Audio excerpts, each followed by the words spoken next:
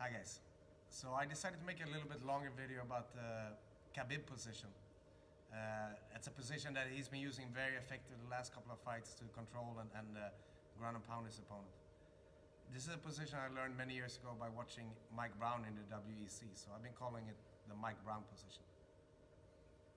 When it comes to learning a new position, the formula that I like to use is to start focusing on the mechanics and the control of that position or submission. This will, number one, make sure that you don't use too much force in finalizing the submission or the position. And it will also means that every entry you do from that point on will lead to something that's very likely to finish the fight. So in my mind, it's very important to start with the correct mechanics, the correct control, and then you start adding entries, not the other way around. So from this position, from half guard, my opponent is up on his forearm.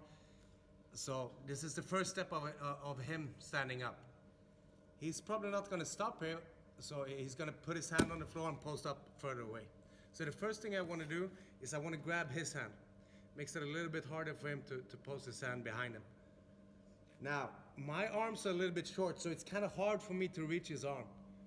So what you do instead is that you lower yourself, use your shoulder, and you drive your opponent to the wrist.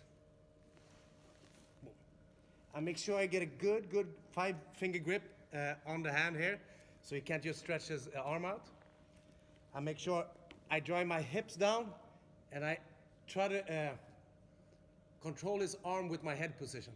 If there is a wall behind us, I want to put my head on the wall. Now this arm is free to punch him in the face or punch him in the body. It's really hard to tense up the body in this position, so body punches are really good. Even if he gets his arm out and protects his face, then the body is open here.